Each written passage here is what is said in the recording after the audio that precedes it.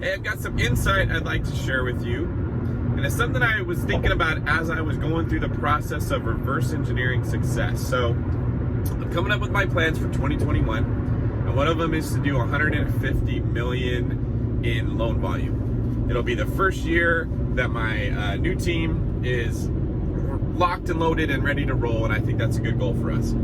So I was working through the process, and I'll share that with you, and then I'll share with you what I realized about it.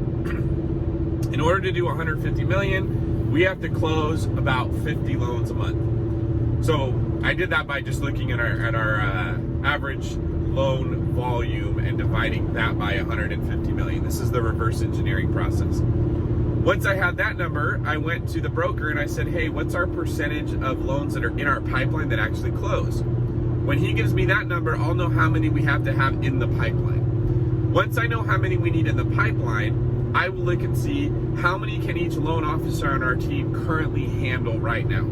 So let's say that they can each handle 10, and let's assume that we need 80 in the pipeline. What that would mean is I would take 80 and divide it by 10. I would need 8 loan officers. And then I said, how many processors would we need to support them? You see how this works? It's pretty simple once you understand how to reverse engineer success. Once I have those numbers, I say, okay, now I need a plan to go find those people.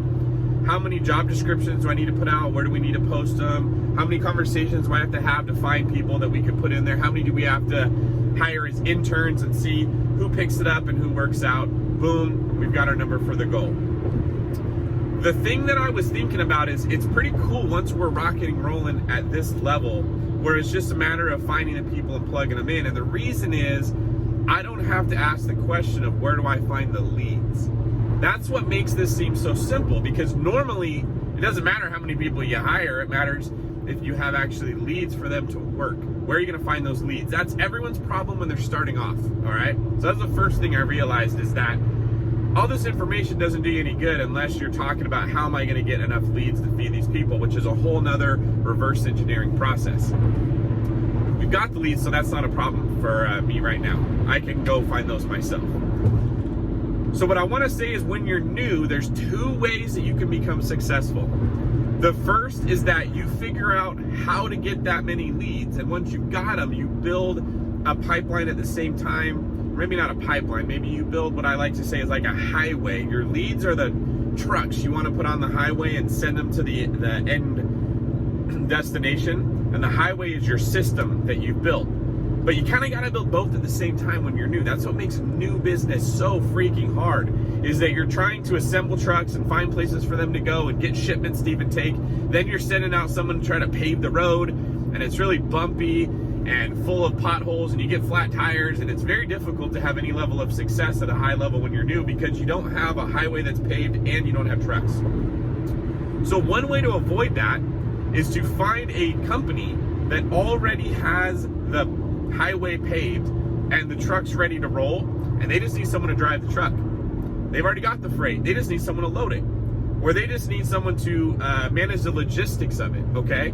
They've done the work that takes so long to get started, and they just need you to come in and help get more trucks down the road or get a higher percentage to the end. So you got 2 paths is what I'm realizing. One, you build it yourself. Takes forever. Gonna be very frustrating. That's why many people never do it.